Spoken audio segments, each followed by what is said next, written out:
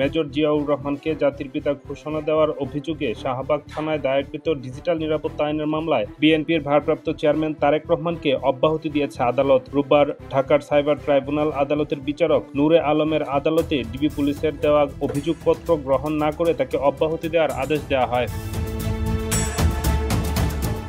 গত 29 জুলাই রাষ্ট্রপক্ষ মামলাটি পুনরায় তদন্তের আবেদন করে। রোববার এ বিষয়ে আদেশের দিন ধার্য ছিল, তবে আদালত এ বিষয়ে আদেশ না দিয়ে অভিযোগপত্র আমলে না নিয়ে তাকে অব্যাহতির আদেশ দেয়। সাবেক রাষ্ট্রপতি জিয়াউর রহমানকে বাংলাদেশি জাতীয়তাবাদের জাতির পিতা বলে ঘোষণা দেওয়ার অভিযোগে 2021 সালের 25 ফেব্রুয়ারি রাজধানীর শাহবাগ থানায় এ মামলা করেন ডক্টর মোহাম্মদ শহীদুল্লাহ হল ছাত্রলীগের উপত্রাণ ও দুর্যোগ ব্যবস্থাপনা সম্পাদক জাহিদুল ইসলাম। 2023 সালের ডিসেম্বরে মামলায় তদন্ত কর্মকর্তা ডিবি পুলিশের উপপরিদর্শক হাসানুজ্জামান আদালতে তারেক রহমানের বিরুদ্ধে সম্পূরক অভিযোগপত্র দাখিল করেন। ডেস্ক রিপোর্ট, নতুন সময়।